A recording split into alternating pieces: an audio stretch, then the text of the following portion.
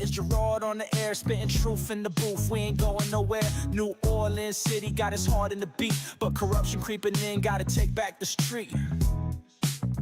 But corruption creeping in, gotta take back the street. From the French Quarter vibes to the Ninth Ward grind, he's the voice of the people, yo, he's one of a kind. Talking about the struggle, the hustle, the pain, but with each word he drops, he's bringing power to the game. Gerard on the radio, calling out the lies, bringing light to the dark, keeping hope in our eyes. He's the voice of the people, making changes unfold. In the city of NOLA, we're reclaiming our soul.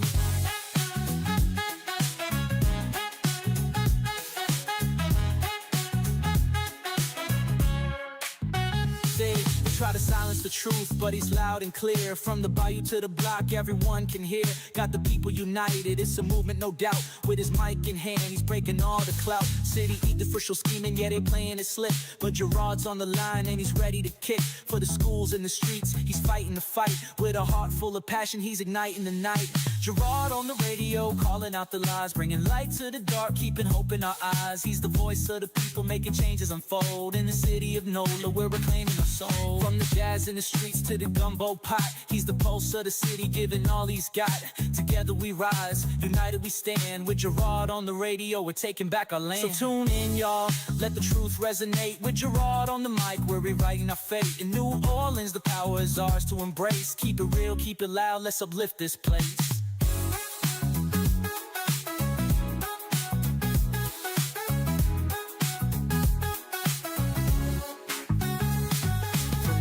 In the streets to the gumbo pot, he's the pulse of the city, giving all he's got.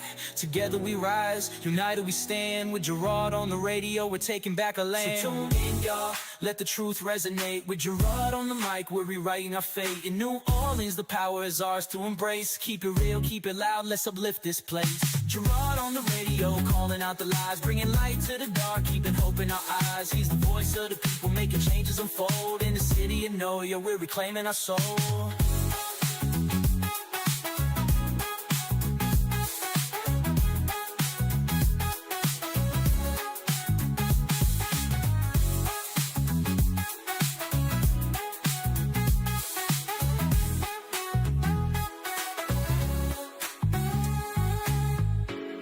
Yeah, tune in out, let the truth resonate.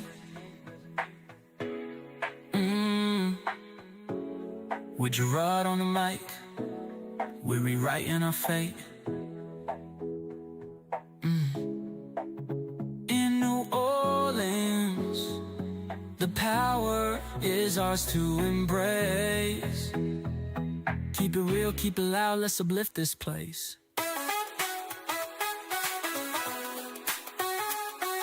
Gerard on the radio, calling out the lies, bringing light to the dark, keeping hope in our eyes. He's the voice of the people, making changes unfold. In the city of NOLA, we're reclaiming our soul.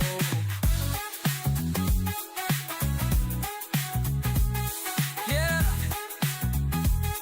let the truth resonate. With Gerard on the mic, we're rewriting our fate. In New Orleans, the power is ours to embrace. Keep it real, keep it loud, let's uplift this place.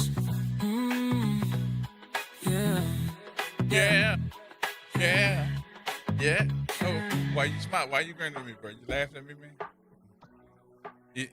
You like my song? Yeah. Would you please tell everybody, since my song is all right, ain't it? Not a bad song. It's not if bad I was enough. Huh? looking to make my own theme song for myself, I would wanted a song like that. That didn't sound good, bro. What you mean? If I had to make my own theme song for myself. Yeah, I mean, the song literally called the Gerard song. Huh? It's literally called the Gerard song. That's it. Exactly. So, yeah, but I wanted, that's how you wanted to sound? Yeah. All right. I take that. I know you meant well. I was just like, that ain't sound good. But it's okay. It's all right. It's okay. It's all right.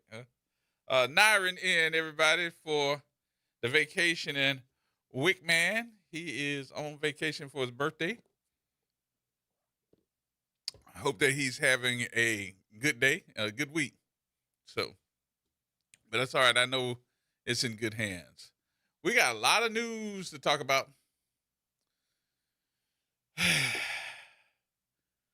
Local news, we can start on that first. And then I gotta continuously tell y'all who coming, so y'all have all of that. Uh, hmm. So this morning, and I'm gonna let all the people vent about this, and I don't know how they did this. I don't know if it was just straight up stupid, arson, or what. But they done said, how y'all put the skate place up under 610? The little skate playground under 610. They set it on fire. What? And let me be the first one to say, no, it wasn't that it just happened to happen. Somebody set it on fire. They ain't got nothing under there to be on fire. It's wood for the kids to sit down and cement. Somebody set the skate park on fire. Not only did it mess up the skate park, but the flames were so big that they had to shut down 610 in both directions. Because it's right there at Saint, what is that? Saint Bernard? No. Is that Saint Bernard? Yeah, Saint Bernard. How do you shut down the skate park? And I'm sitting there saying to myself, somebody didn't have nothing else to do. So they shut down the skate park. But maybe it's me. And then all them people coming in this morning on their way to work.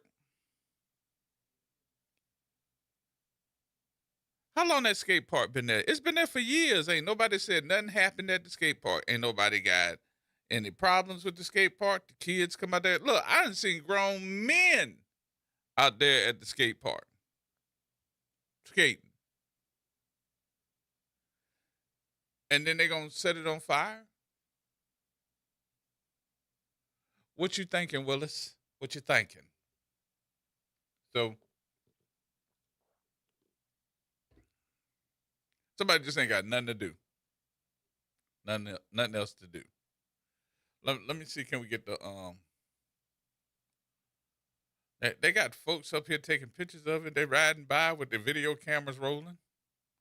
So the DOTD says a major fire in the community skate park under the overpass forced the closure of not just the skate park, but 610, diverting drivers in both directions during peak traffic hours.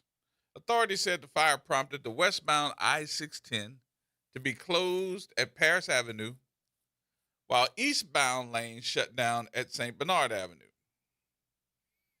The fire department was dispatched to a reported outside fire in the 1500 block of Pleasure Street. This is the location of the Parasite Skate Park, 1550 Pleasure. Upon arrival, firefighters encountered a large wooden skate ramp. They set the skate ramp on fire, extending up to the structural members of the elevated interstate. The imminent danger to the overhead vehicular traffic caused the immediate closure of this section of 610 in both directions. Now, a pair of skaters that were there who say they are devastated by the fire that closed the skate park and the interstate. One of the wooden skate ramps was on fire, and the blaze caused damage to the overpass structure, prompting authorities to shut it down. So since then, the DOTD inspected the overpass structure for any signs of damage that could compromise the safety of the interstate. Soon after the inspection, officials reopened the interstate. Well, why are you going to set the The ramp on fire. Huh. Well, me being who I am, I guess my question would be to you, do you think that that is somebody just ain't had nothing else to do, so they just playing with fire and being a firebug? Or do you think that's somebody in the neighborhood that says, I'm tired of all of these folks coming over here skating all times of day and night? Set that thing on fire and they ain't coming back. You never know these days. You never know. You never know. But I'm like, that skate park. Didn't Nyron, didn't Lil Wayne have something to do with that skate park? Yeah, I believe so. Because I and when I say something to do with it, I'm not saying he did anything wrong. I'm saying if I'm not mistaken, Lil Wayne was the one that said, "Hey, we're gonna put a skate park up here and let me help y'all fund it and Right, do yeah, he all the stuff." sponsored it. Huh? So yeah, he sponsored it. Yeah.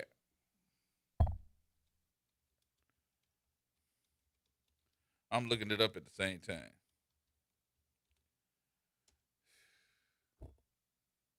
Hmm.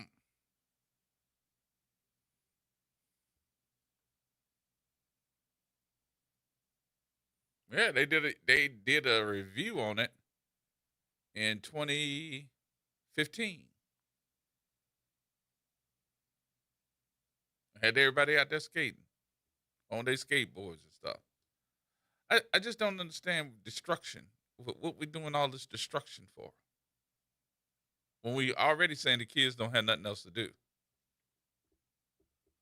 Well, there's more. So we have a boat that comes in and says,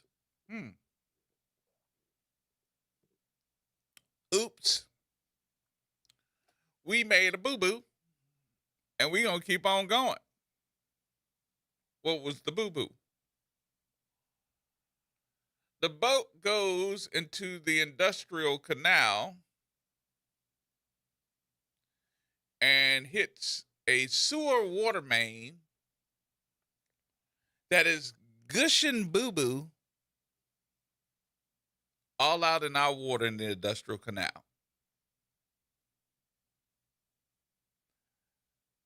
They had to actually go. Now, y'all know this is, again, a sewage and water board issue, and I'll tell you more about that in just a minute. But they had to shut down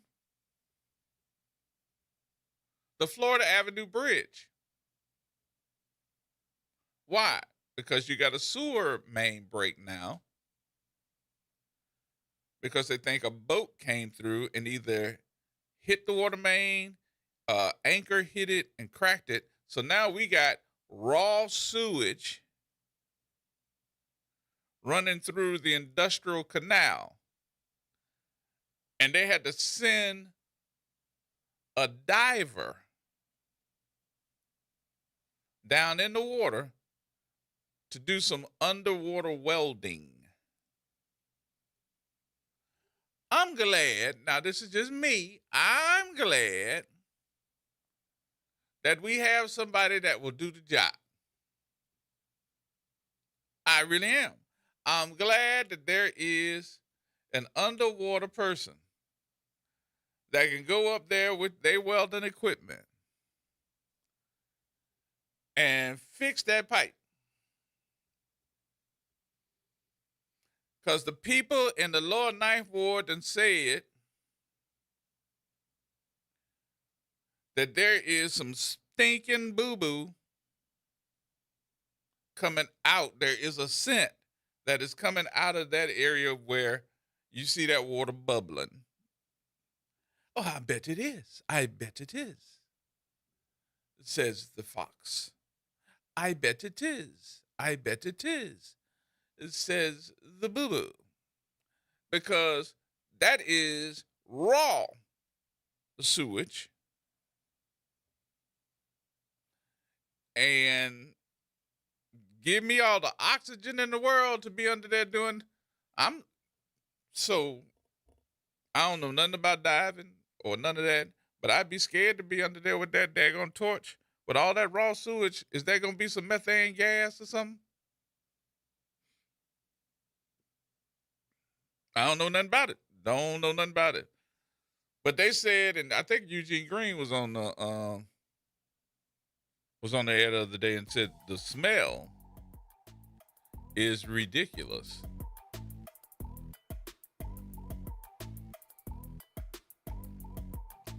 For all those that can see me, I'm gonna give y'all the stank face.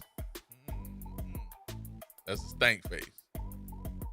All right, we got more coming up in just a few minutes here. We're just going through the news, and then we get to the national news, and we'll start asking a whole bunch of questions, and I'll tell y'all who's coming either tomorrow or Thursday, so everybody will know and get ready for it. Speaking of the Sewage and Water Board, we'll tell you more in just a minute. Everybody hold tight. Phone lines open too, 504-582-9422. More next.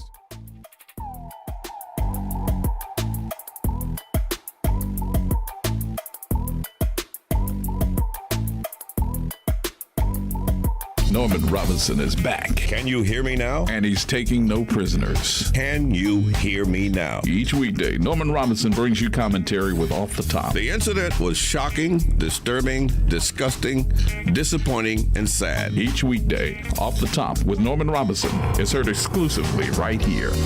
It's Off the Top with Norman Robinson on WBOK 1230 AM. City Park is where to go when you don't know where to go. Turn towards the city center and start walking. Before long, you'll end up where you belong, at the heart of the city, New Orleans City Park. Stroll along the reeded marsh, wander through the sculpture garden, rest and recharge beneath ancient oak trees. This is where your spirit goes to grow.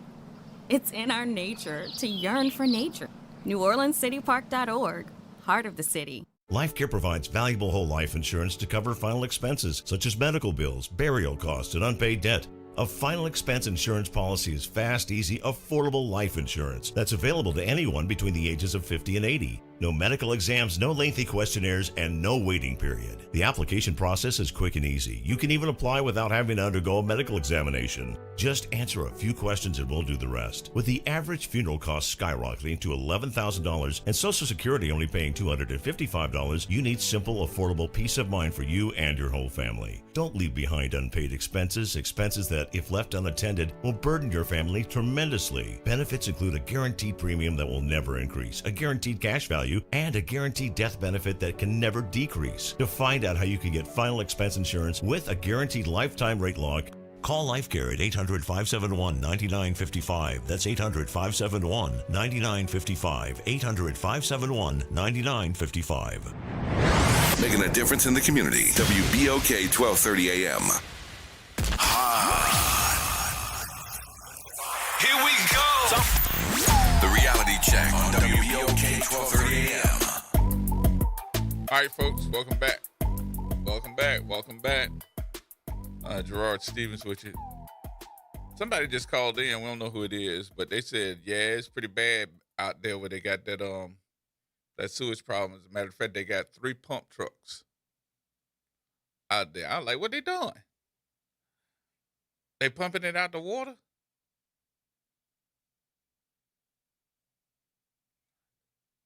We ain't never had no problem like that before, have we? We ain't never had really like that. Underwater boo-boo. Mm-hmm.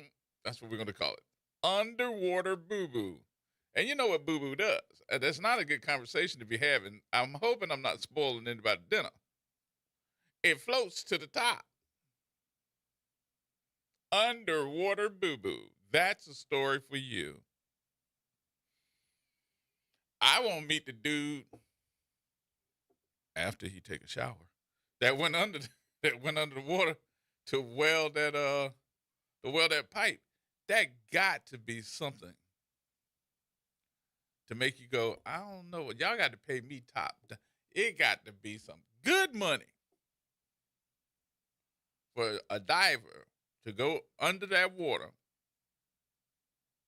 and weld that pipe back together. And I think, now this is just my personal opinion again, I don't know, but I done seen some stuff in the past, and I think there needs to be a hazmat team that needs to be looking at this as well.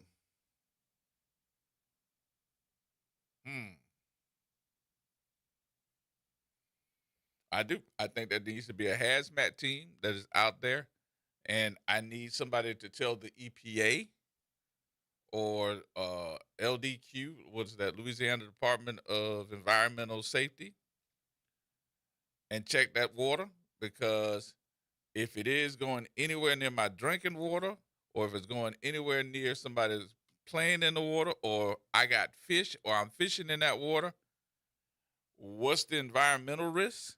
What is it? All we hear is that there's a pipe leaking raw sewage. And if you've seen the photos or the video, it's bubbling in the daggone in the coastal canal. It's bubbling. That means it's a lot of it coming out of there, right?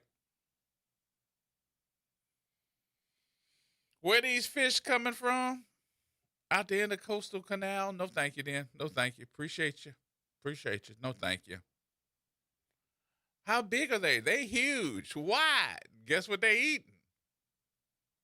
Don't eat that crawfish. Y'all, I'm sorry. I just need to know. Thank you very much. And I really do think that it's got to be looked at. All right, here's something else for you to comment on. I know y'all going, what? So New Orleans is clearing major homeless encampments near the riverfront. That includes Crescent Park and the old naval base on Poland Avenue.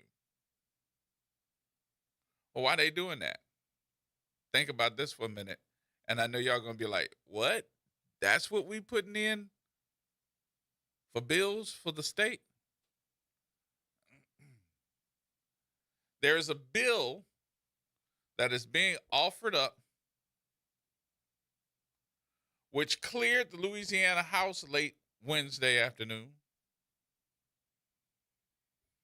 And it would make sleeping in unauthorized public spaces illegal. If you are sleeping in an unauthorized public space, you going to jail. The bill, authored by State Representative Debbie Villio of Kenner, has the backing of Governor Jeff Landry, and critics are saying the measure would essentially criminalize homelessness. You go to jail. What were you doing? Laying out on the bench. What were you doing? Laying out on the street. What you have? Well, I have a tent. Where was your tent? On the sidewalk. The legislation is called Streets to Success.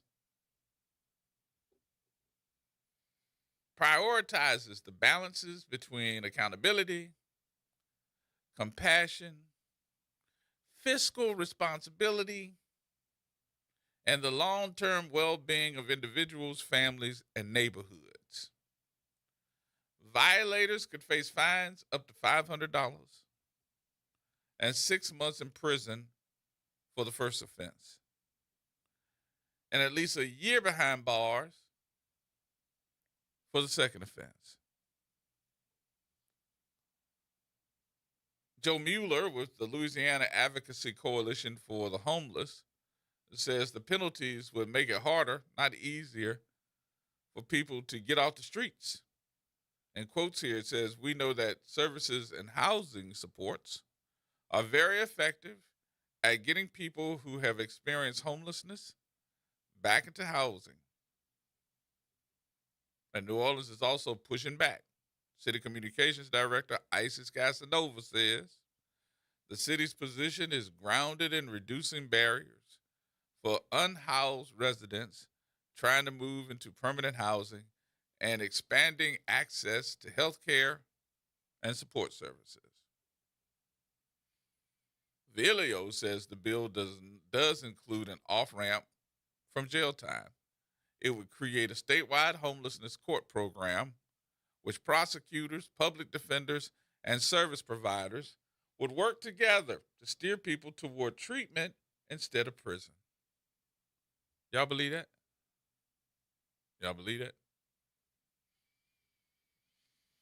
That's interesting. Brother Mamps. Hey, Madron. Listen, I'm 72 years old. I've never heard a bunch of crap like that. Say, man, they got homeless people, poor people who have fallen on hard times. They got people that look like us, that look like other people that have done well, and they have fallen on hard times, and they're gonna make it criminalize homelessness, hard times. Mm-hmm. That don't make sense, man. I think they homeless for a reason. Listen to me. Why y'all gonna give them services when you gonna put them in jail to give them services? That don't make sense to me. That doesn't make sense, Gerard. Listen to me. I'm 72 years old. I done fallen on hard times in my life, and I went through it all. Sometimes you got to go through it to get through it, but you gonna make a person that have hard times. Their family out in the streets.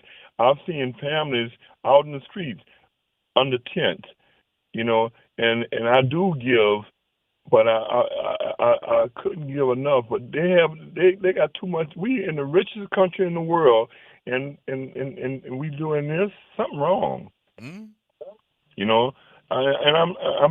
I'm embarrassed for them to even come up with all that. And I was a retired civil sheriff, and I served restraining orders of evictions, mm-hmm. and many times in my life, Paul, I wouldn't even have served people because and I'm not trying to pat myself on the back, but I did not serve the person and give them time and try to help them to get some place to stay, mm-hmm. because sometimes it didn't just have one person, they had families out there, and Jeff Landrew, I applaud him for what he did about that guy who killed his family, but that's the same thing. You killing the head of the household, people losing jobs, and we got Trump in office. Man, what I'm just saying is it's a joke, and it ain't funny. Mm-mm. So thank you for letting me have my comment, but I'm against that foolishness. Criminalize a person for being poor or on hard times. Yep. Thank you, my All right. Thank you, my brother. Appreciate Love you, you brother. much. Brother Mills, thank you, sir. All right. What you say, cousin? Hey, cuz, how you doing? I don't know. Listening to some of these things that we offering up as bills these days is frightening.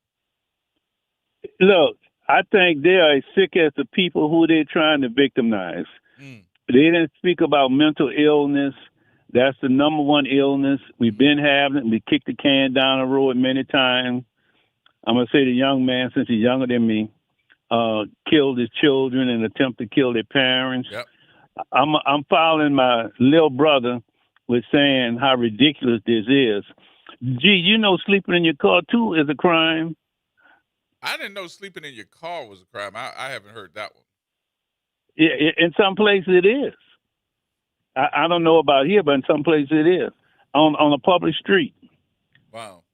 Yeah, and see, some people are homeless is not because they don't have a job. It's simply because they don't have nowhere to physically stay in a fixed property. Yeah, is the word that we're dealing with, fixed property. Mm-hmm.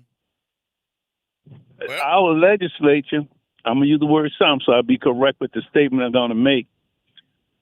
we have to be serious about the real problem that we have and quit picking on misfortune people. You know, it's kind of strange how people get these jobs, how they elect to serve the general public, the masses of people. It's disproportionate, really, that are dysfunction, and we don't have facilities to deal with that. Mental people, people with mental disabilities, should be, I'm going to use the word housed, where they can get the service they need and not harm other people. You know the person had to be sick to kill children, number one. Right.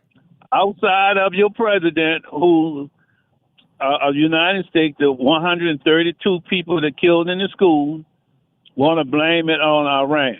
Mm-hmm. You know, they're passing the buck, and the buck stops with them. So I'm going to just say, I hope they don't pass the bill. I hope our governor show the smart side of himself and not victimize misfortune people. Thank you, cuz. Well, but think about something. You don't think they're going to pass this? I'm I asking you hope for a they- reason because I'm look. going to make a point. I'm going to make a point. But go ahead. I wanted you to answer. You don't think they're going to pass this, or do you think they will? I hope that they don't. I hope they amend the bill to add some other language to it, because finding a person, this is ridiculous. I don't have a job and you're going to find me. All right, so now I can't pay the fine, so I'll be in jail for a year, for a certain period of time. Up to a year. Okay, so the general public gonna have to pay for the person being housed simply because he's homeless. The jails, some of them, in fact, most of them are overcrowded right now with real criminals. Right. I'm like, come on, what we doing? And also we had talked about people who cannot pay their fine in jail. They lose their job. You lose your job, now you lose your housing, and that puts you right back in harm's way as trying to survive, and you make people angry. So let me tell you. I thought you might say it, but let me tell you what this is, and everybody gonna go, oh wow, ain't thought about it this way. But I've been in the meetings where they trying to figure out how the state is not going to have to pay those delinquent fines for not having enough people in those private jails. See, you got to remember something. There are owners of these prisons that make deals with the state, and the state has the capacity to make sure. Well, not the capacity. Let me rephrase that. The state has to make sure, and they sign a contract. The state has to make sure that that jail stays full, or at least 80% at all times. If they don't, we get fined, and we have to pay the owner of that private jail money because he's losing it. So what do? I start nitpicking and coming up with little penny ante bull crap to be able to keep you in jail. Who's not going to fight back? That's what we need to be looking at. Who's not going to be able to fight back? The homeless, because ain't nobody listening to them. Oh, they get on my nerves anyway. Anytime I go somewhere and I see people standing at the stoplight with a sign begging, they usually the ones laid out, and they going to get in trouble. So we can put them in jail because they ain't got no sense in no way. And we can make them part of the numbers, and we can meet our numbers every month. All right, G, I thought you were going to say this one. Who will be picked up the most? Black people. Yeah. Because most police officers are what? They're white. All right, and I tell people this all the time. When a police officer, when they write a ticket to white people, it's a waste of ticket. They don't even go to court. Mm-hmm. They call down there and they throw the ticket out. And I know what I'm talking about because I have a person who works down there have told me that. In fact, Red Fox said this on the Tonight Show. You can make a Tarzan movie at any court in the country. Yeah. Everybody laughs about it, but it's the gospel truth. Yeah. Anytime you see a white person sitting in traffic court, it's because they're not connected. Yep. The ones that connected, the lawyers show up for them and plead for them and go in the back and get trial date. Mm-hmm. I didn't see that. I sat up there and saw that. The black attorney went up there, pleaded for his case, his client. The judge said, "Where you at?" He said, "Sir, he couldn't make it. If he's not here by the close of the day, I'm issuing a bench warrant." Right. He said, "But I'm the attorney." He said, "I'm the judge. You hear what I say?" The man dropped his head and walked to the back to try to get in touch with that man. And I'm hoping he got there before, but if not, the bench warrant was being issued. I didn't see that in court. Now, this is not recent, years. I'm 70. Well, I'm 79 and a half. My little brother said I'm 72. He's 72. So I'm 79 and a half. I've seen the disjustice that we have in the judicial system. Well, we getting ready to criminalize those folks that are already traumatically, I think, in some capacity, disabled. If that's a good way to put it, disabled, disability. We're getting ready to fill up our jails even more. Why are you in jail? What did you do? Did you shoot somebody? Nope. Did you cut somebody? Nope. Did you hurt somebody? Nope. What'd you do? Homeless. I went to sleep. But gee, you missing this too. Some of these people have children with them, and not to mention one with the little dogs out there too. But what are you gonna do with the children? I don't know, but let me tell you about I done seen the ladies with their children. Let me tell you about the dogs. So what has happened is the homeless folks done figured out that if they keep their dog with them, that more than likely the law officer is not going to mess with them. Why? Because I cannot arrest you and take the dog. I have to put the handcuffs on you, but then I got to sit there and wait for SPCA to come. They have to take the dog in. And most of the officers, they ain't got time for that. That's right. We compounding problems. And we're supposed to be a society of people that looks out for the misfortune. Yep. So we missing our duty. They're gonna leave them alone because they got a dog with them. So guess what they doing? They taking dogs with them everywhere. Yeah. Mm-hmm. Well, look, like I said, I hope they don't pass that bill and really see the problem that they're creating. So you want to create laws that benefit the majority of the population to make us whole, not tear us apart.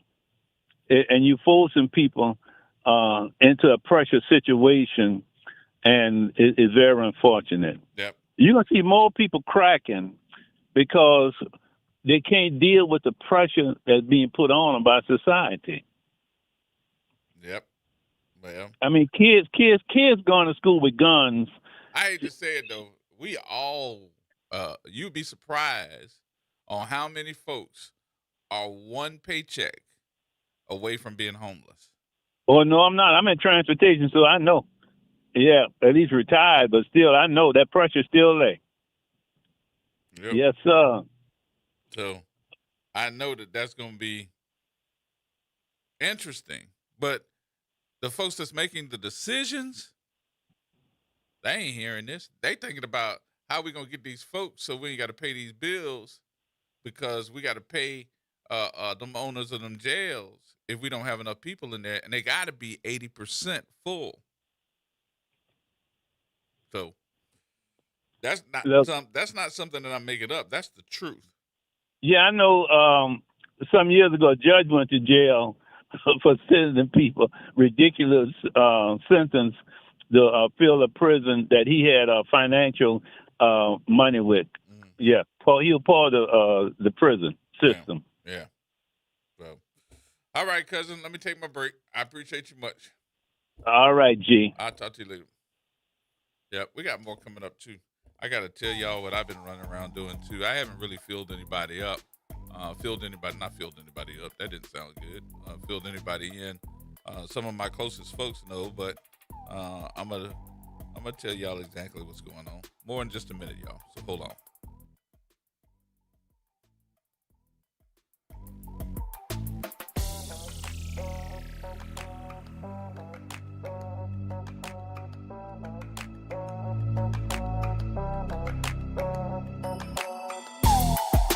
This is Monica Pierre along with Sally Ann Roberts Daybone, co-host of Your Power is On. Tune in Sunday mornings from 7 to 8 a.m. for music that feeds the spirit. Get your Sunday on. Right here on WBOK 1230 a.m. and WBOK1230.com, the station you listen to all day long. A careless driver can change your life in an instant. Do you know what to do or who to call?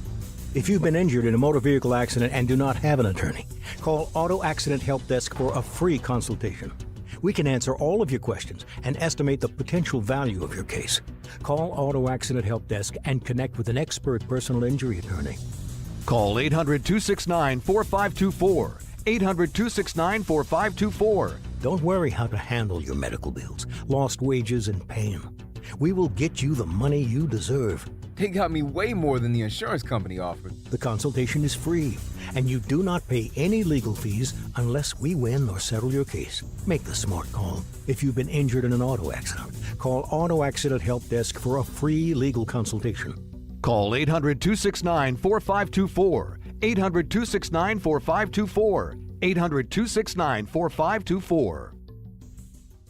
WBOK. Online at WBOK1230.com. Here we go. The Reality Check on WBOK 1230 AM.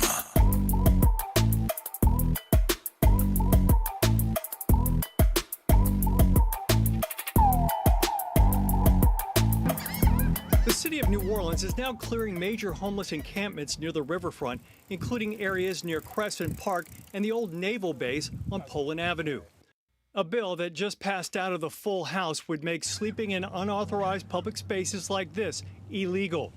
The bill by Kenner State Representative Debbie Villio has the backing of Governor Jeff Landry. This legislation, which we are naming Streets to Success, prioritizes and balances accountability, compassion, fiscal responsibility, and the long-term well-being of individuals, families, and neighborhoods. Violators could face fines of up to $500 and 6 months in prison for a first offense and at least a year behind bars for a second. Joe Herron-Mueller with the Louisiana Advocacy Coalition for the Homeless says the penalties would make it harder, not easier, for people to get off the streets. We know that services and housing supports are very effective at getting people who have experienced homelessness back into housing. New Orleans is also pushing back. City Communications Director Isis Casanova says the city position is grounded in reducing barriers for unhoused residents trying to move into permanent housing and expanding access to health care and support services. Villio says the bill does include an off-ramp from jail time. It would create a statewide homelessness court program where prosecutors, public defenders, and service providers would work together to steer people toward treatment instead of prison. This legislation reframes treatment not as a social service, but a core public safety infrastructure. The House Judiciary Committee approved the bill and sent it to the full House for more debate. Paul Murphy, WWL, Louisiana. Now, that bill passed with a vote of 70 to 28, and it now heads over to the Senate for more debate. All right, there you have it. That comes from Channel 4. We appreciate them for letting us use their audio here. Now, I'm hoping that you all heard it. It passed the House already. So it's on the way. We got some stank bills coming this way, boy. This session to me has been, how can we screw New Orleans? How can we screw over New Orleans?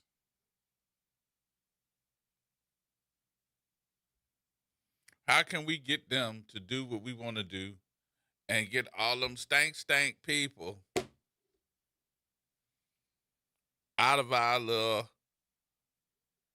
moneymaker? Get all them stank people that's getting all the free services, that's running down Rampart, going over there by St. Jude, because, you know, they feed the people. And ones that run over there when they trying to get some medicines and stuff to get off of that heroin. Oh, they make us look so bad. Let's get them out of here. You know what? Don't get them out of here. Let them know that they're laying out on the benches over there and by the cathedral, or they're across the street near the river, laying on those benches near the river walk. Let's just go ahead on and have the police to put them in the back of the car. And if you have to go back to court, you know they're not going to show up to court. So guess what? They're going to end up running them people's names and find out that they got a bench warrant for them. And they're going to go to jail for even longer than a year. Because you now never showed up for your court date. And you just walking around. Now they're going to have a vast team of folks going out there clearing up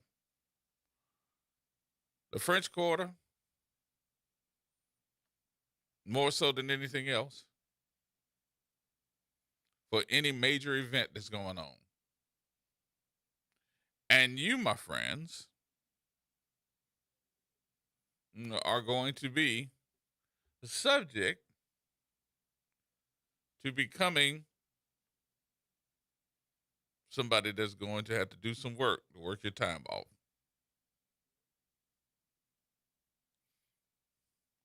Well, in some municipalities, they already have strict rules about homelessness. If you had to think about it, now I mean this seriously. If you had to think about it, which part of Louisiana, which parish, would you say has the highest population anyway?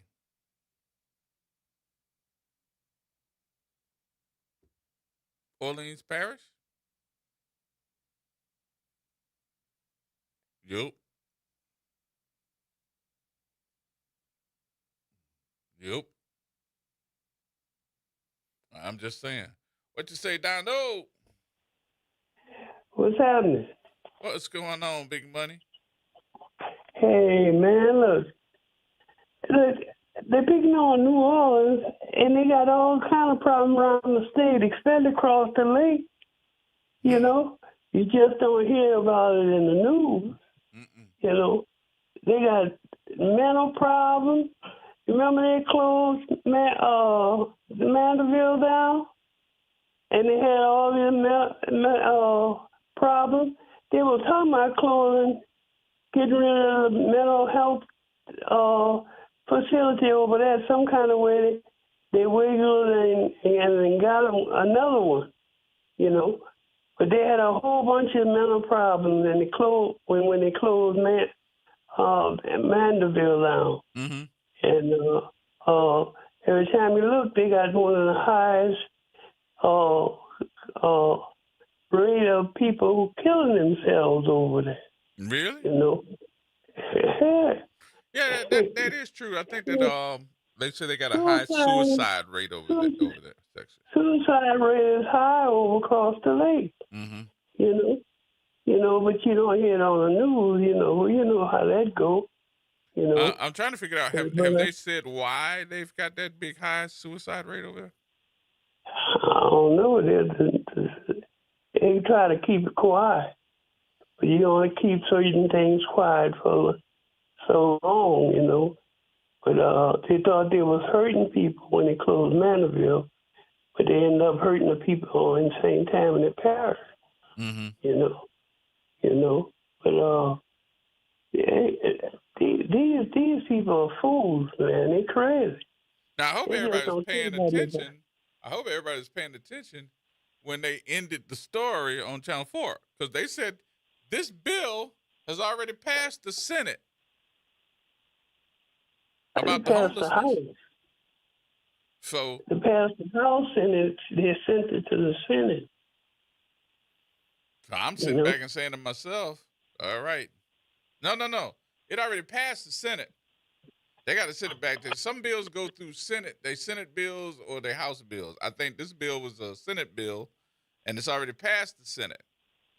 Look, you and I both can say that we've had some frustration with some of the homelessness. And the reason why I say that is I don't, and I'm going to just be honest, I don't like driving up to the light and I have to look out my window with somebody holding a sign asking for money.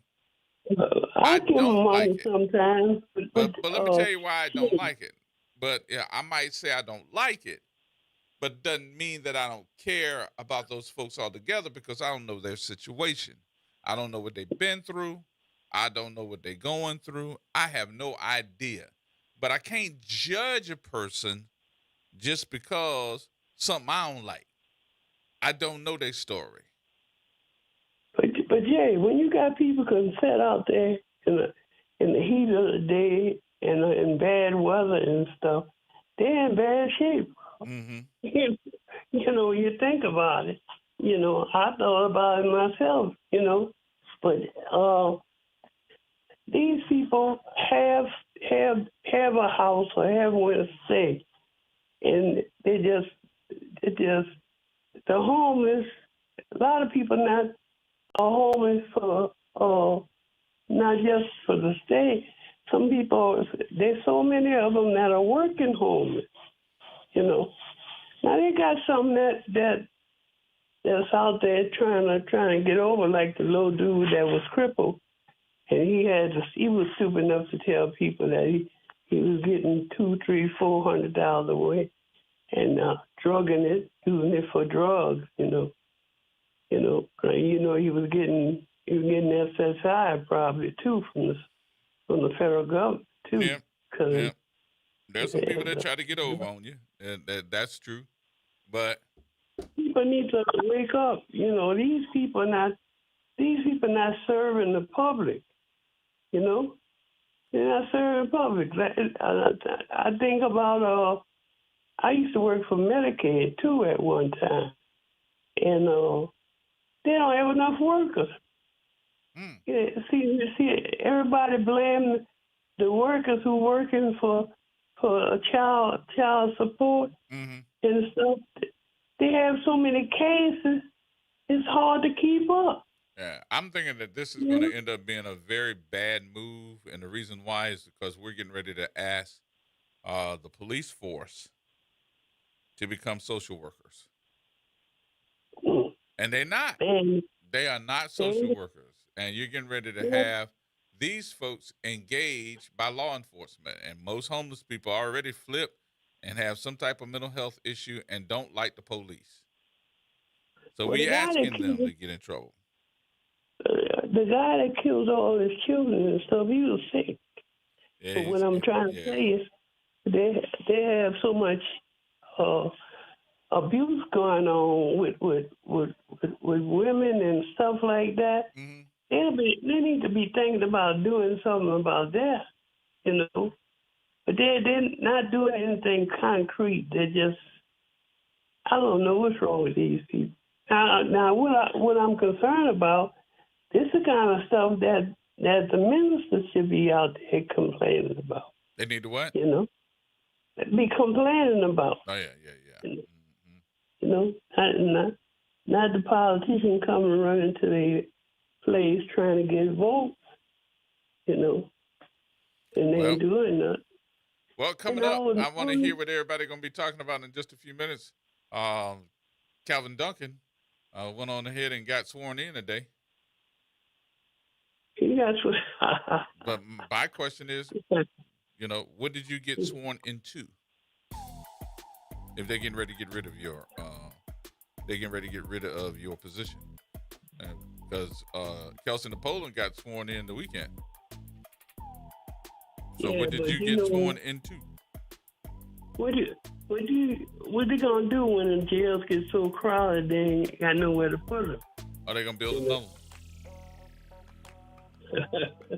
one? They'll spend some money on that. So, all right, Donald, let me do my news. I always get to talk to you, my friend. All right, thank you, bro. More coming up, folks. We got news, and we'll talk about that in just a minute. 504-582-9422. More coming up next.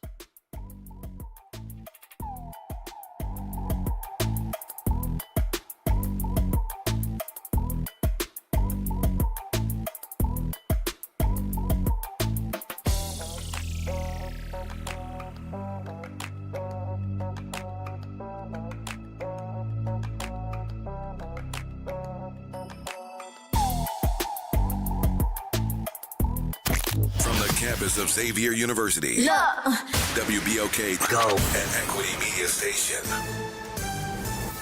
I'm Bree Wood with BIN News Now. President Trump will read from the Bible today as part of the nationwide America Reads the Bible event. Here's Bunny Pounds, founder and president of the group Christians Engaged. We needed somebody special to read 2 Chronicles chapter 7 because it's such a critical passage. The week-long effort includes participation from several current and former members of his administration.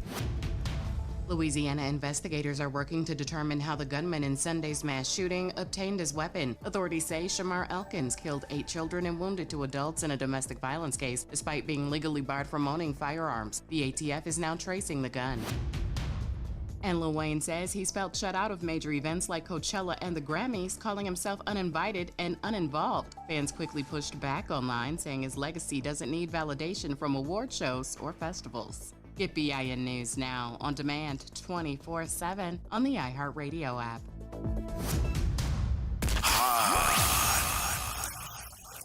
Here we go. The reality check on WBOK 1230 AM. All right, folks, welcome back. Welcome back. Welcome back. Welcome back. Tuesday, Gerard Stevens with you. We got to say it just in case you didn't hear it. If you ain't seen him yet. The baby is here. Congratulations to Mimi, Suzette Bagnaris, and, of course, Emil Bagnaris, the grandparents. And our daughter, Jessica, had the baby. Yes, indeed. I'm sorry, Lauren had the baby. Oops, I'm sorry, Jessica. And Jessica be like, don't put that on me yet. Not yet. Not yet. Lauren had the baby. Little boy. Christian is in this world. So congratulations. She is live in Houston, too. By the way, Galloway. Whoa, Gerard, give me a dime, brother. You getting ready to call? Make a call? About to call Tyrone on y'all down there, man. Yes, indeed. Gerard, before I get to talk about the unhoused, I want to say this to my black people. When are we going to ever get it? Today, I watched Brother Calvin get sworn in doing all that stuff. Guess who was front and center in her lily white dress? Who's that? Your mayor. Your mayor. Up there hugging and shaking and doing all this and that amongst black folks. This is the same mayor that would not go to the Capitol and speak on Calvin's or the city of New Orleans' behalf about whatever this bill is going to do. But to my black people, long as y'all sit there and shake hands with her and take pictures with her and put in y'all videos, and tag her in y'all little videos, she gonna keep treating y'all like that. You right. He got sworn into today, but what did he get sworn into? That's what I want to know. But anyway. That's a good question. What did he get sworn into and as of what? And for how long? Exactly. But long as that mayor was sitting up there, I know somebody seen that's sitting on the other side, the enemy, the conservative side, say, see, look how she got him up there.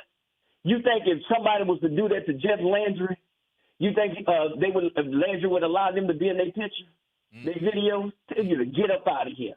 But you talk about the unhoused. You got to read the City of Grants Pass versus Johnson. That went all the way to the Supreme Court about the unhoused. The thing is, it's a violation or not a violation of the 8th Amendment, cruel and unusual punishment. If your city has beds and shelters that are not occupied by those homeless people, you're not, by law, according to the Supreme Court, you're not supposed to send them to jail. So I'm pretty sure the ACLU or somebody go take this case up for the unhoused people.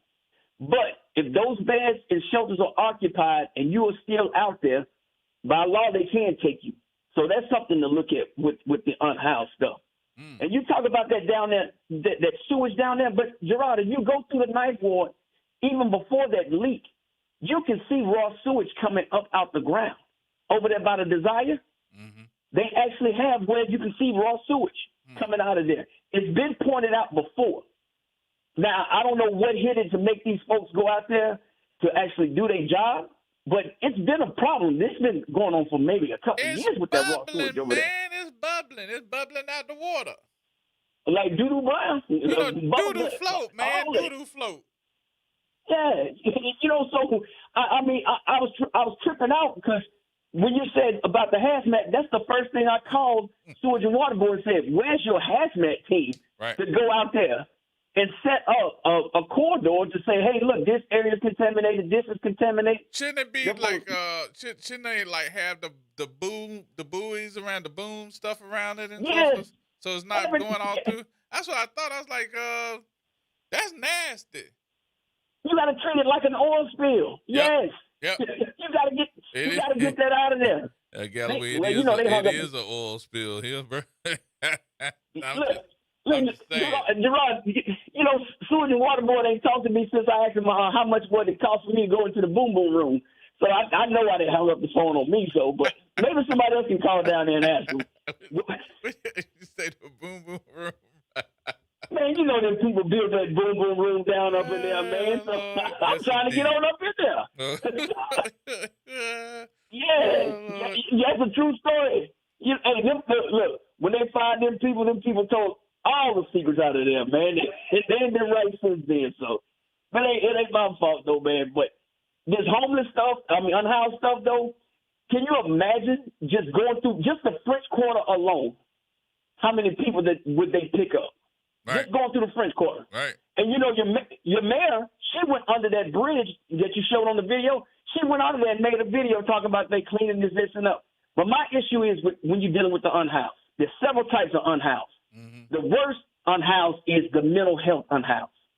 That means that them folks have they're schizophrenia, they're paranoid or something like that. Then you have the housed that are alcoholics and drug addicts.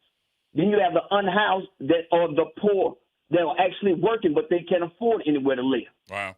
If you give somebody, say you move these people into a house without paying all the bills, what are you really doing? Now, are you really going to move somebody that's paranoid, schizophrenic into a house? Think about that. No, they got to have some services. They got to have some services and get wraparound services. And that costs money. Where are you getting this money from? Right. To put somebody in a house, it's a Hano house or whatever house, that money has to come from somewhere, whether it's a federal government grant or whoever. So I think that she just went down there with that camera, as she always do, put her 8 head in the camera, and started just sitting there just rambling in her mouth. So anyway, but my people, I ain't gonna keep you long today, Gerard, but my people, stop letting that lady come into your pictures and your videos when she will not stand for you, when it's time for where the rubber meets the road. Because she going to be back laughing at y'all. That's all I got to say today, Brother Gerard. I'm up out here, man. All right, Galloway. Thank you, brother. Yes, indeed.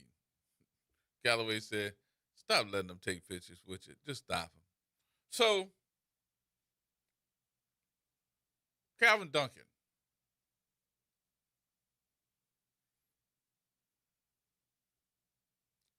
I need y'all to comment. 504-582-9422.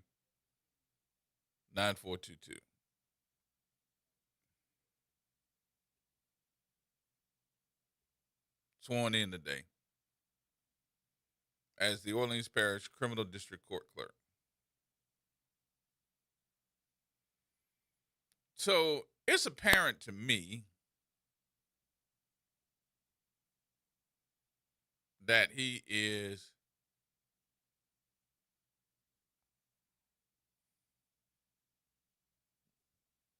I think in some form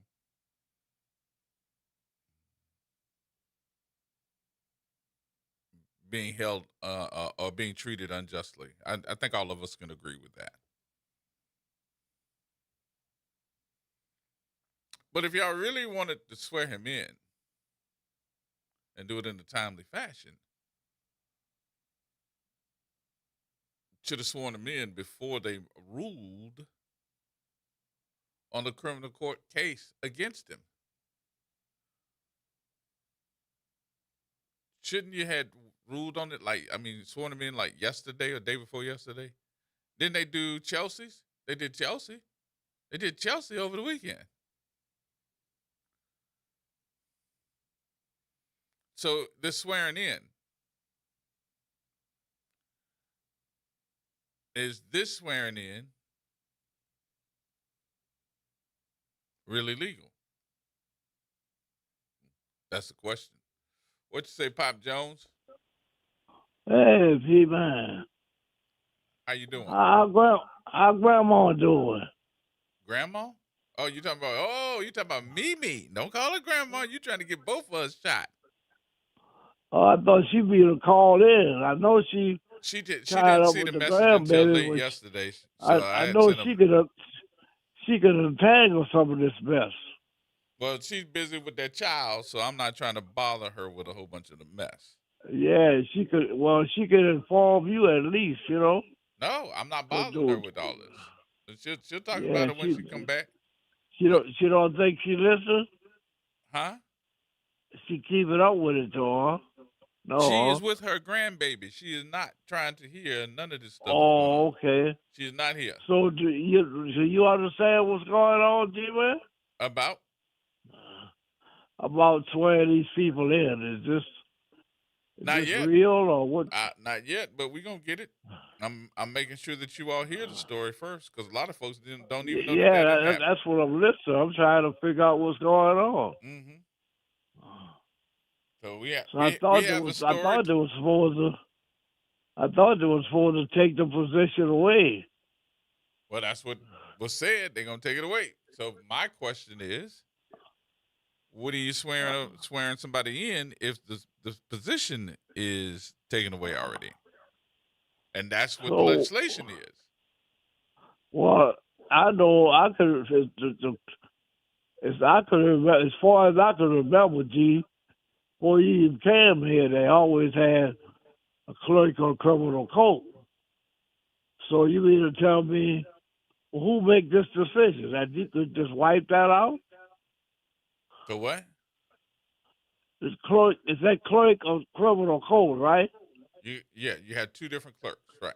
Got for New Orleans. All right, it's that's different. been that the former the juries that retired. That's a position, but I remember when the other guy that had it, that his father, he took it from his father. That position has been there since long as I can remember. You talking about Darren Lombard? Yeah, I think his father had it, right? Mm-hmm. Okay, his father had it, but I'm talking about. I remember that the guy. There was two people that had it. I remember before he got it. Well, it was a legal representation. I mean, they voted for it. We've been voting for it for years. Who have the power just to wipe out that position like that? The state legislature, and it was actually put through by Jay Morris. That's what we've been talking about for the last 3 weeks. He's a senator. He brought it in as a bill. He brought it in for somebody else, and he's a senator for another parish, Monroe. So we're trying to figure out why he did that. Otherwise, it don't even make no sense. Once they elect no officials in New Orleans, otherwise they can wipe out any position they want, huh? Yep. Damn. And the other one that we're looking at is the fact that they're introducing a bill that can have the governor to get rid of an elected official if he wanted to. So if I don't like the district attorney, if I don't like the sheriff, if I don't like the judges, I could give the power of removing you to the governor, and nothing can be said or done about it. He can remove it. Well, in other words, if they could do this all over the country, the state, we would vote. The vote won't be nothing.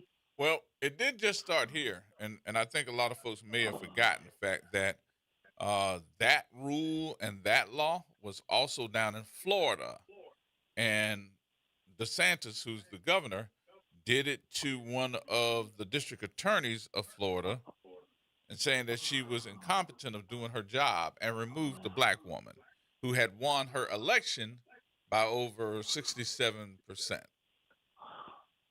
And he removed her anyway and put in a Republican in a position that was highly Democratic. Man, I tell you, I never thought I'd be on a planet this long to see this kind of stuff. When I say 400 years, 4,000 years of slavery, I'm not just making a joke. That is the actual truth, man. It looks like they're trying to bring us back. If they could do that, they have that kind of power. Mm-hmm. Where's this coming from, G-Man? Where is it coming from? Yeah. I think more so than anything else it's coming from the governor because he doesn't want Duncan to be in that office. Now, that's just my personal opinion. That's what I think. I don't know. But the bill was introduced by Senator Jay Morris, who is a senator for another part and another couple of parishes in the state, had nothing to do with New Orleans. So how could they vote on something like that? Well, whose water is he carrying? And the governor and him had enough votes to carry it through. Man, this is so. Oh boy, this don't make no sense to me. Me neither. But it sounds exactly what Garrett Chambers told him when he got to the microphone. He told him, y'all sounding really racist right now. So, yeah, we shall see. If they do this all over the country, Jesus, I don't think the people they're not going to stand for. If they let Louisiana, if they let them get by with that, damn. I just don't think it's over with. I don't think it's over with. So we're gonna see. We'll see. All right, Pop. Let me. All go. right, G man. Good I'll let you later. Talking to you. All right. Later. So we do have some of the audio from Calvin's swearing in today. We're not going to play the whole thing. We're going to play just a portion of it so that you can hear what went on today. All right? Go ahead. And the Kings in the first round. Ray.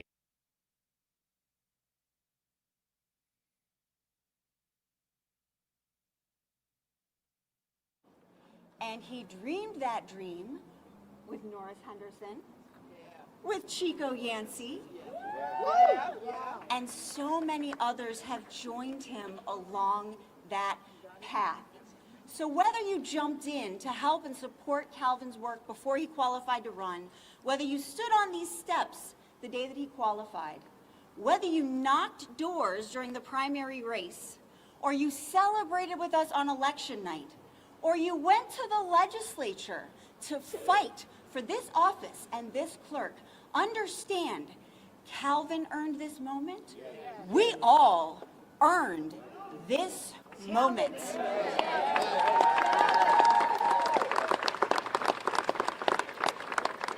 Today, we swear in the clerk that we deserve.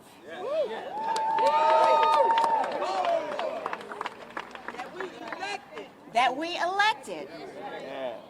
Now, please, as we prepare to swear in this champion of our city, please welcome the Honorable Cynthia Willard Lewis, a true champion of our city,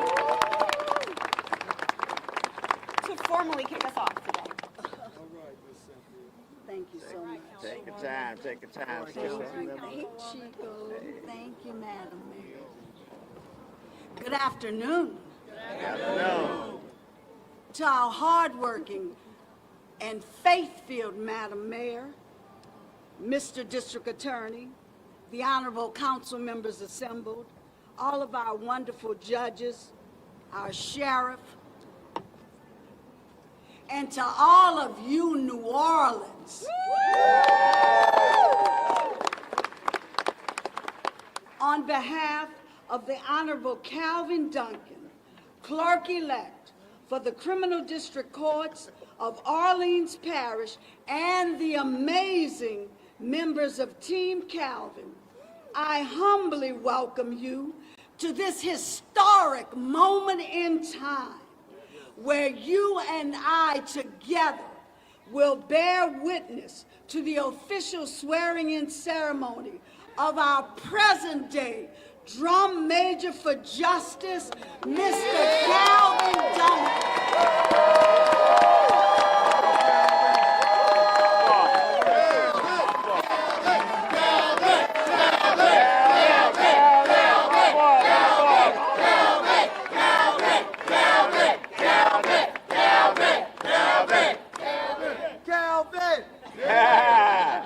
I don't want them to say Cynthia spoke longer than Calvin.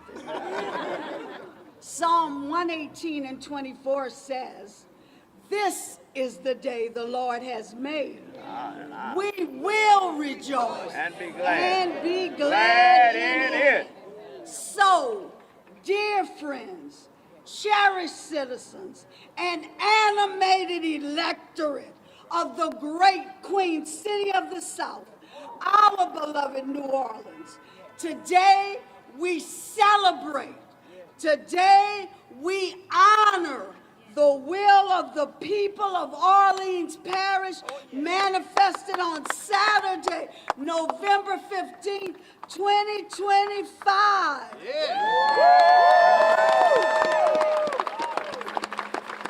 Today, we join hands and ask our beloved Heavenly Father to bless Calvin, to protect him, to give him extraordinary favor in all of his endeavors, to multiply the effects of his and his staff, their creative energies, their strategic solutions, their recommended budget efficiencies, fair elections for our city, and productive outcomes for all of our criminal courts and for the people of New Orleans.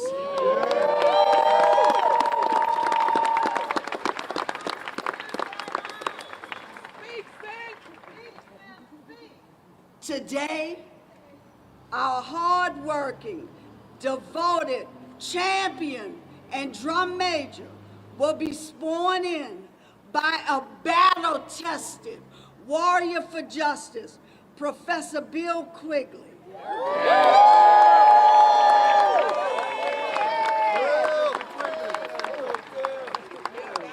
On a personal note, I would like to thank my brother, Judge Ben Willard, for allowing Brother Calvin to be sworn in on the often read, used, and meditated on Bible of my Father in heaven, Elliot Willard, Dr. Willard, who is looking down on this day and smiling.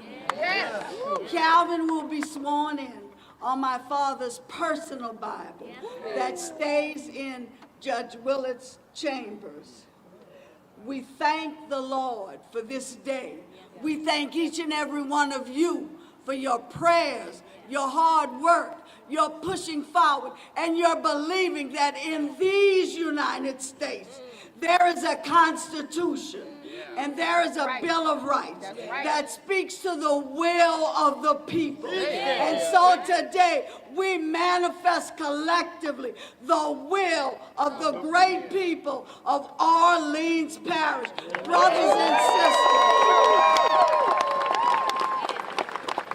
And as our brother raises his hand to God and swears on the Bible, his oath of loyalty, dedication, hard work for the people of Orleans, we pray in unity that God will prevail and justice will be done from Baton Rouge to Alexandria to Shreveport to all 64 parishes in our wonderful state. Brothers and sisters, the incomparable, the amazing, the most positive, most hope-filled, most prayerful warrior in our midst, our friend, our champion, our leader, our clerk, Calvin Duncan. Calvin!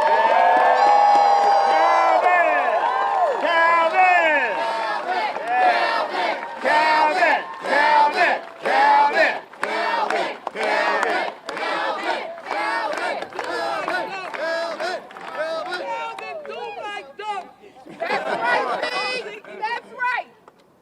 Woo. Thank you. Thank you.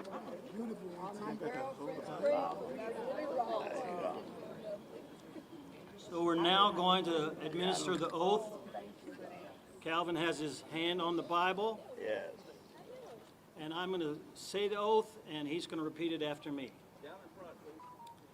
I, Calvin Duncan, I, Calvin Duncan, do solemnly swear or affirm do solemnly swear and affirm that I will support the Constitution that I would support the Constitution and the laws of the United States and the laws of the United States and the Constitution and the Constitution and the laws of this state, and the laws of this state, and that I will faithfully and impartially and I would faithfully and impartially discharge and perform all the duties incumbent upon me as clerk of Criminal District Court as clerk of the Criminal District Court according to the best of my ability and understanding. according to the best of my abilities and understanding. So help me God. So help me God.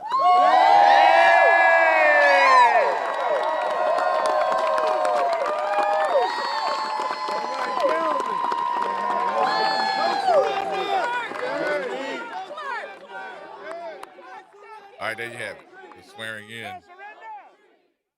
of your new clerk of criminal court, Calvin Duncan, happened today.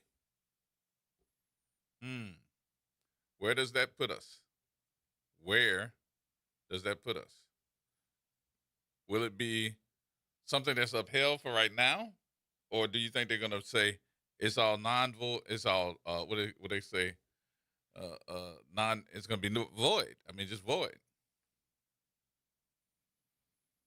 It's interesting. We shall see. All right, you want to take your break now? Yeah, we'll take the break here. We'll come back.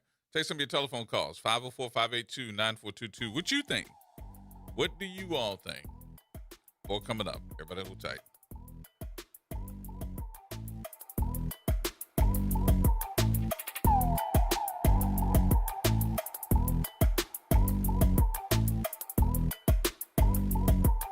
This is the Bloomberg Black Business Beat. The number of Black summer associates at law firms is shrinking to its lowest levels in more than a decade. That's according to a survey by the National Association of Law Placement. And as part of a larger trend across industries, in reaction to a conservative push to end race and gender-based preferences in hiring and in school admissions. I spoke to Bloomberg Equality reporter Jeff Green, who says this decline could be just the tip of the iceberg. We haven't even begun to see yet the impact of enrollment based on that affirmative action decision. The NALP folks said that's probably not going to show up till maybe next year's class. So you'll have the other side of that ratio affected. The number of Black people who were in law school may also be diminishing. Conservative legal strategist Edward Blum is a name to watch here. He's led several successful initiatives to curb DEI in places like law firms. I'm Bloomberg's Justin Milliner on the Black Business Beat. It's deck days at Lowe's, and the savings are stacked. Right now, pros get 15% off all in-stock composite decking from top brands like Trex, TimberTech, and Decorators. Plus, get a free DeWalt 20-volt max 5-amp-hour battery when you buy a select DeWalt tool. The deck's stacked in your favor with brands pros trust. Our best lineup is here at Lowe's. Valid through 4/22 while supplies last. Selection varies by location. Confidence is knowing you're ready to handle whatever comes your way. That's what it feels like to take on your workday with Cintas. They make sure your AEDs are up to date, your fire extinguishers are tested and inspected, your floor mats are cleaned and delivered, and your workwear looks good, feels good, and is freshly laundered with the Cintas Apparel Plus program. So are you ready to take on today? Visit Cintas.com and get ready for the workday. It's Off the Top with Norman Robinson on WBOK 1230 AM. A question once whispered at the edges of American politics is now being asked out loud, across party lines and across the entire globe. What in the hell is going on with President Donald Trump? In recent days, Trump's rhetoric has taken a bizarre, more volatile and dark turn. His comments about Iran have been described by critics as not only provocative, but dangerous. Language that raises the temperature in an already combustible part of the world where he is creating chaos with an outright war on the Middle East. At the same time, a disturbing and deeply unusual public feud has erupted between the president and Pope Leo XIV. After the leader of the Catholic Church warned against what he calls a delusion of omnipotence, the president responded with a personal attack on the Pope. This is not normal diplomacy. It is something entirely different. And the concern is no longer confined to the president's political opponents.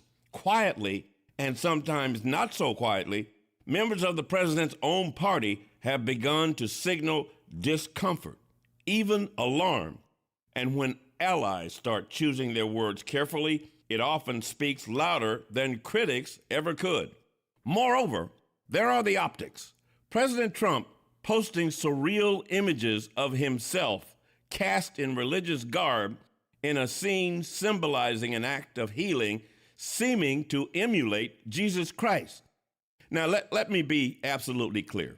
Questioning a president's mental fitness is serious business. It should never be done lightly or weaponized for political gain. But neither can this be ignored when patterns emerge, when rhetoric escalates to the extreme, when judgment appears strained, when behavior invites not just criticism, but real concern. In spite of what some Trump supporters seem to think, the presidency is not a stage for spectacle. It is a test of steadiness, composed decorum and restraint, and most of all, clarity under pressure. The presidency demands discipline, not drama. And make no mistake about it, when drama begins to drive a president's decision, the country pays the price. So is Donald Trump crazy like a fox, or just plain crazy? This is Norman Robinson off the top. Looking for a great deal on your next phone? Come see us at your locally owned AT&T store for the latest Samsung and iPhones. Visit us at 3616 South Carrollton Avenue. We have great offers on watches, tablets, accessories, and internet service. Whatever your connectivity needs are, our team is here to help you keep connected. Visit us today at AT&T, 3616 South Carrollton Avenue. Locally owned and proudly giving back to the community. Greetings and salutations. I am Edward B. Coulon Smith, chairman of the board of the New Orleans Regional Black Chamber of Commerce. We'd like to invite you to tune in every Wednesday at 12 noon on WBOK to listen in on Black to Business and be a part of the movement that's going on. Thank you. Transform your bathroom with the beautiful quality of Bath Planet. As a trusted leader in bathroom renovation, Bath Planet has earned the Good Housekeeping seal, a symbol of quality and consumer confidence for over 100 years. Get half off installation or 18 months with no interest and no payments. Whether it's tub replacement, a shower replacement, or a tub-to-shower conversion, Bath Planet makes your custom bath fast, easy, and affordable. Here's how it works. 1. Call to schedule your free, no-obligation consultation. 2. Our design experts come to you with real samples to customize your dream bath. 3. Our certified installers complete the transformation in as little as 1 day.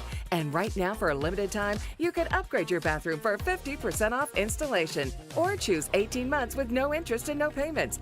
But you need to call now. This special offer is only available by calling 800-981-8177. That's 800-981-8177. Call 800-981-8177 right now before the offer ends. Making a difference in the community. WBOK 1230 AM. Here we go. The reality check on WBOK 1230 AM. All right, folks, welcome back. Tuesday. Man, y'all, I've heard a couple of people say this in the last couple of days, maybe last couple of weeks. Be like, all the stuff that happens in New Orleans, man, New Orleans ain't real. New Orleans ain't real. I'm starting to understand what y'all talking about. What in the world? We had an election. We had an election that was not friendly. It was one of them elections that you got to say, uh-oh, somebody throwing some mud. They throwing the dirt. Spent a lot of money. A lot of television advertising, radio advertising, signs. I had no idea how much signs cost, but I see why people get upset when they get people out here destroying their signs, or that somebody gets out here and you see them signs with their picture on it, you getting out there cutting them up or cutting them down, taking them down and doing stuff like that. You know, the average, 4x8 sign, that's 4 feet by 8 feet, look like a little billboard. You know how much them signs cost per sign? Them signs can be about $4, $5 a piece at least. Well, you know what? That's the little bitty signs. 4x8s can cost up to $12 to $15 a piece. You buy 100 of those, because if you run it citywide, you got to go and reach everybody citywide, and the average number of signs people buying is thousands. So they done spent, a lot of money. Well, that's just part of it. Let's talk about television commercials. Not only are you paying for the production of the television commercial, you also got to pay for the television stations to run it. And then you got to go by the laws. Paid for by at the bottom of it so that everybody can see it. You got to make sure that on radio spots you say it. And then you got to pay for the airtime itself. All right, let's talk about the people you got working for you. You got a lot of people that will volunteer their time, but you got a lot of people that's working for you, and they getting at least, I'm going to say at least $20 an hour. Well, that's going to add up too.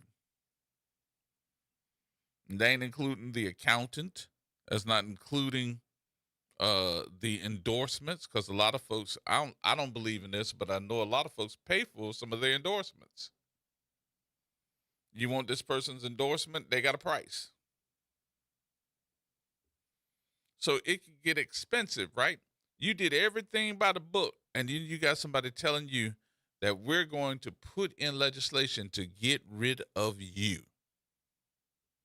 Am I getting my money back? Nope. You're not.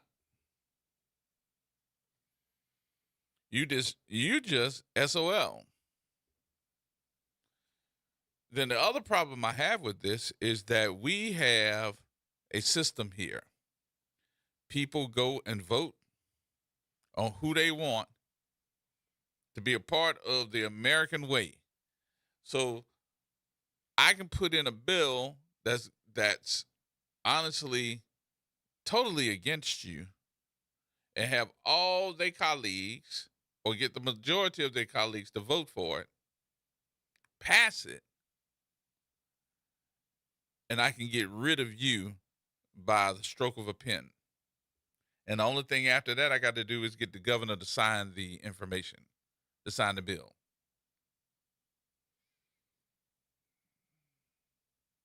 If this is not straight against Calvin Duncan, then I'm going to ask you the question.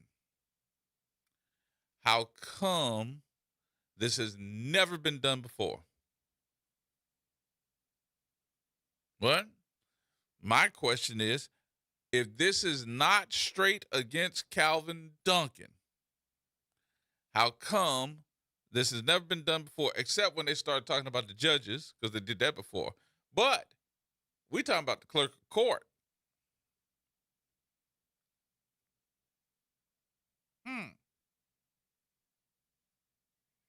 So what's that going to do? It's going to slow down the process of us handling these court cases.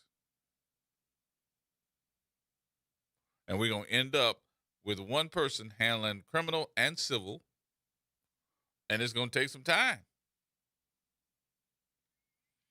I guess the other reason I have to ask is, how you going to do it? How you going to combine them? Where you going to put them? Where you going to put the people? How many folks need to be in that office? Are we really saving money, or are we going to be talking about how much this is really going to cost us? Because we got to add a whole nother team. How many people gonna lose their job because you're gonna combine the staffs?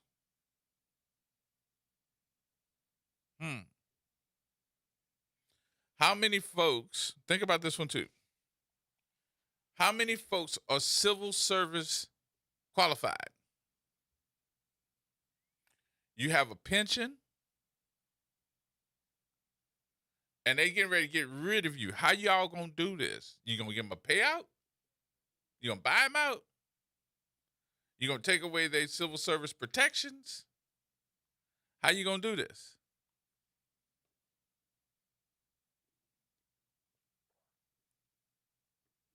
Somebody need to ask Jay Morris that too. Because it looked like to me, everything that he has said in the public has been, I don't know. Then how you going to do this? How you going to put this bill in if you don't know? Is it me? Hey, Aaron. What's going on with you, G? You the man, brother. How you doing? Oh, man, one day at a time, you know what I'm saying? First shouts out to the Fatherhood Roundtable as well as the Hill P. Newton Gun Club. These people they don't give a damn about us anyway, G. I mean, because if you look at it, notice how these people with these privatization prisons, they have a treaty, should I say, or an agreement with the state to where if these jails are not filled up to a certain capacity that they deem which is necessary, 80%. They can come back and sue the state. You see what I'm saying? Let me repeat that. The people that own private prisons have an agreement, a treaty with the jails and between the jail and the state, saying that if the jails are not filled up 80%, they can come back and sue the state for the money in which they are losing. Yep.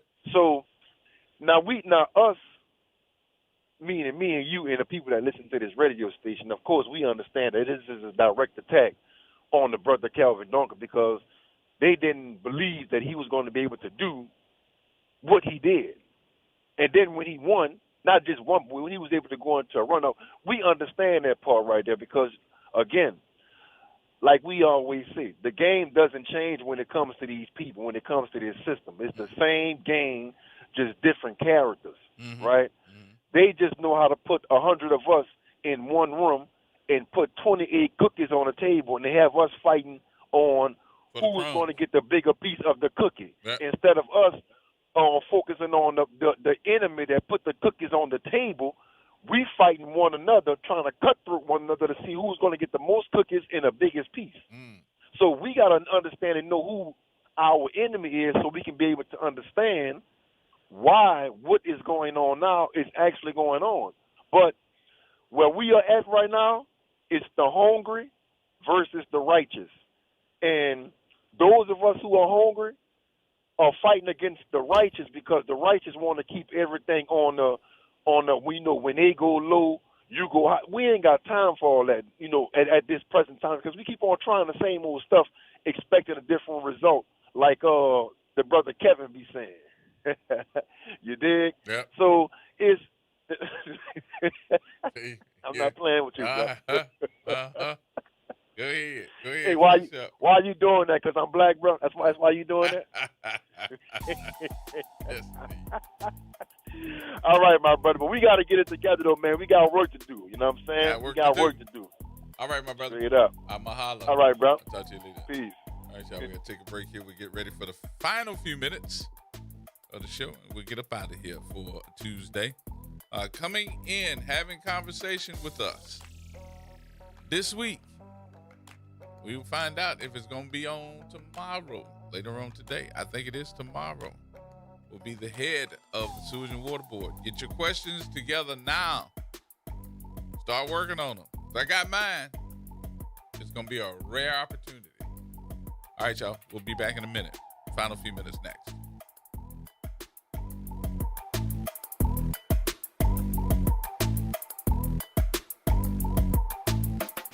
AURN News. A new report is raising red flags about how the Trump administration's sweeping H.R. 1 law could hit Black households the hardest. The Joint Center says that while the bill cuts about $4.5 trillion in federal taxes, most of those benefits are flowing to higher income families and corporations, not everyday workers. At the same time, the law trims roughly $1.4 trillion from programs like Medicaid, SNAP, and student aid programs many Black families depend on. There's also a gap in the tax relief itself. The child tax credit was bumped up slightly, but nearly half of Black families, about 47%, still won't see the full benefit because of how it's structured. And with less federal support, states are expected to raise revenue through things like sales taxes, fees, and fines, costs that tend to hit lower income communities the hardest. The report takeaway is clear. Instead of closing the wealth gap, this policy could widen it, leaving Black households paying more while getting less. For AURN News, I'm Ebony McMorris. Hey, this is Steve Poston. Be sure to listen to WBOK 1230 a.m. every Saturday morning at 10 a.m. and Sunday evening at 5 p.m., bringing you the best Southern Soul barroom music with the Southern Soul Weekend Party Mix, hosted by me, of course. I'll be playing your favorite Southern Soul music by artists from all over the South, right here on WBOK 1230 a.m. or online at WBOK1230.com. The station you listen to longer. Listen to longer. Listen to longer. City Park is where to go when you don't know where to go. Turn towards the city center and start walking. Before long, you'll end up where you belong, at the heart of the city, New Orleans City Park. Stroll along the reeded marsh, wander through the sculpture garden, rest and recharge beneath ancient oak trees. This is where your spirit goes to grow. It's in our nature to yearn for nature. NewOrleansCityPark.org. Heart of the city. This is The Law in Your Legacy. I'm attorney Pete Hamilton. I'm attorney Ryan Hamilton. If you had $1 million, would you leave it to an 18-year-old? Hopefully not, but that's exactly what can happen with a simple will. The money goes straight to your kids when they hit the legal age, no guardrails. A trust lets you control when and how they receive their inheritance. You can set ages, milestones, or even make sure they finish school first. Give them security, not a spending spree. This is not legal advice. That's just a tip brought to you by Liberty Bank and Trust. For more information, go to libertybank.net or contact us at 504-915-5016. A careless driver can change your life in an instant. Do you know what to do or who to call? If you've been injured in a motor vehicle accident and do not have an attorney, call Auto Accident Help Desk for a free consultation. We can answer all of your questions and estimate the potential value of your case. Call Auto Accident Help Desk and connect with an expert personal injury attorney. Call 800-269-4524. 800-269-4524. Don't worry how to handle your medical bills, lost wages, and pain. We will get you the money you deserve. They got me way more than the insurance company offered. The consultation is free, and you do not pay any legal fees unless we win or settle your case. Make the smart call. If you've been injured in an auto accident, call Auto Accident Help Desk for a free legal consultation. Call 800-269-4524. 800-269-4524. 800-269-4524. From Gentilly to New Orleans East, WBOK is what New Orleans is talking about. WBOK. Here we go. The reality check on WBOK 1230 AM. All right, folks. We've been talking about this for a long period of time, but I'm just letting you know that we finally got him to say okay. It's not like we just did it. I don't want to make it sound like, well, we put pressure on them to come, because we didn't. But the CEO of the Sewage and Water Board will be with us hopefully on tomorrow to give us all insight on what's going on with the facility, the different branches of the Sewage and Water Board, and what has he learned with his short time of being here. What has he learned about this infrastructure? Because I really don't think that at any point has there really been a true in-depth conversation with the CEO. The only thing we see is him standing out on location when there's a problem. But let's talk about how much money would it really take to fix the sewage and water board. What type of jobs are available that these young men and young women, I'm sorry, I don't want to sound like I'm being chauvinist, can go and do? Who, education-wise, is working with the Sewage and Water Board so that the training to get these master plumbers, get these folks that know how to take care of soil and understand what type of soils that we have, what type of training and what educational facility in the city of New Orleans is helping you, and who have you met with? I think those are good questions, don't you? Because we need them more now than any time else. But we'll work on that. What you say? What's going on? Who's this? Deidre or Deandra? This is Deandra. Hey, Deandra. Hey. What's going on with you? I was calling about that. I thought I was asked to call. Yes, I did. I said I wanted to know exactly where you were with your event that you're trying to put together for your girls. But let's talk about what your nonprofit does first. Okay. All right. So GEMS was a game designed to support 9th and 10th grade high school students with a variety of barriers: home environmental barriers, social emotional self-investment barriers, as well as academic barriers, because all of those things can impede academic growth and progress. So that's what GEMS is designed to do: improve social emotional barriers improve self-investment barriers while reducing those social emotional barriers. Okay. And so GEMS is in partnership with a charter network with KIPP Schools New Orleans, 12-week school-based mentoring program for those 9th and 10th grade high school girls, referred by deans of students, school administration, classroom teachers. Well, now, what have you found with this? What it's the reason why you put this together? Yes, as a school social worker many moons ago, I just observed and was working with girls around the school who are chronically suspended, having issues at home, a lot of barriers, a lot of environmental, social, emotional barriers. And I just wanted them to be spotlighted for something positive, because it's so easy to highlight and look at the negative and look at all of those barriers and spotlighting that, but giving them a space to really just have a safe space to just shine. Mm-hmm. And so that is why it's called GEMS, Girls Empowered, Motivated to Succeed. Because when you dust off a gem, we find gems, diamonds in the rough. These are girls who are diamonds and that they can shine. And that's our mission. That is our motto. A gem is a certified substance that can be reshaped and redefined to shine in any setting. And that is truly the theme and the message that is carried throughout the 12-week program. Yeah. When we're doing those classroom-style sessions, I have women in the community who have been gems in my life and who've come and shared their journeys with them. And so now we have come to the end of that 12-week school-based program, and we're getting ready for our culminating brunch this upcoming weekend. Okay. So what's the gem of the gems and what y'all getting ready to do? So I have a wonderful femme fatale friend of mine, State Representative Boyd, who is going to be our guest speaker this weekend. Our event will start promptly at 12:30 at the Vault, New Orleans. They've been extremely wonderful in supporting the event and all of what we're doing with our girls this year. So the 17 girls who have been a part of the curriculum, the cohort this year, are invited with 1 to 2 guests of their choosing, a grandmother. I have grandmothers coming, aunts coming, moms coming.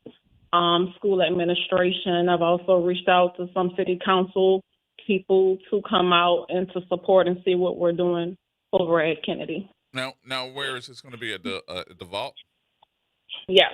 What day? Yes, I've been in communication with them. That's this Saturday, April 25th, 10:30 a.m. is the program. Okay. So the program will take place first, and then the students and families will be able to socialize and have brunch, and then vacillate on out. So, yeah.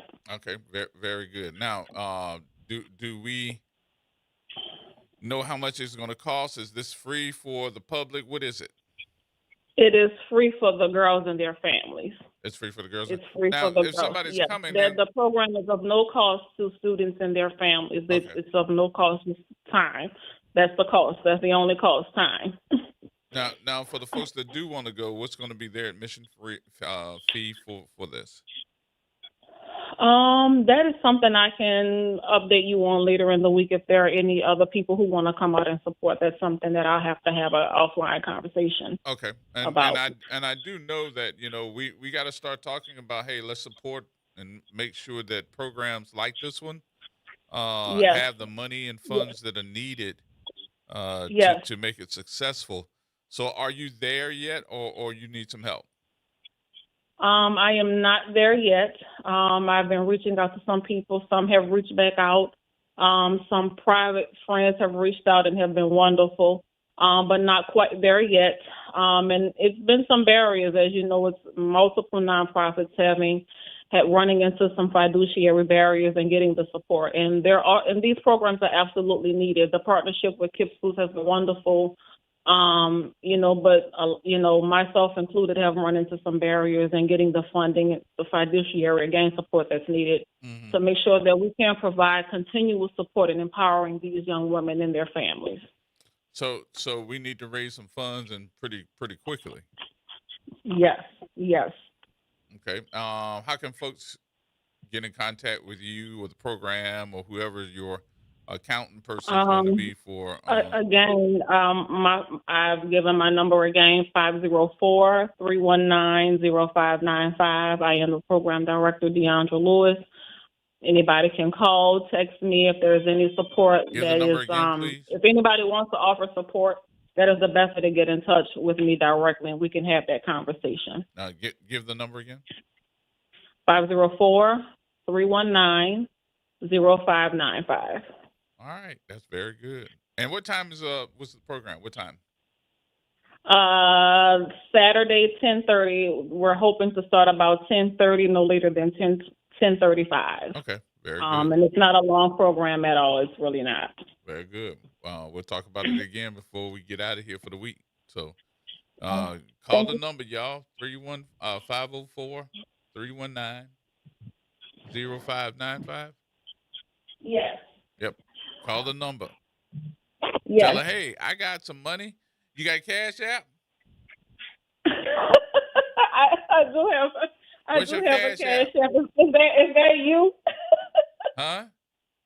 What'd you say? I'm sorry. No, I'm saying, what's your Cash App? Give your Cash App. Somebody might want to send you some money that way too. Oh, it's my name. It's Deandra Lewis. And my phone number, 504-319-0595. And my Deandra is Diondra Lewis. There you go.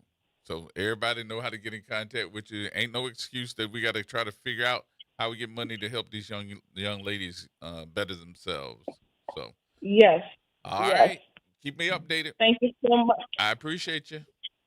I appreciate you as well. Thank you. All Have right, a dear. good one. You too. Bye-bye. Yep. Bye. Do something for these young ladies. Make sure that they are taken care of. Yep. All right. That's going to wrap things up for me. I appreciate everybody for being a part of the conversation on today. We will be here tomorrow. Hopefully Randy from the CEO of the Sewage and Water Board is going to join us tomorrow and give us some insight on what's going on with the whole system, so you'll know. It's going to be an in-depth conversation, and he has agreed to it, so we'll make it happen. That's going to wrap it up for me. I'll see y'all on tomorrow. Be careful.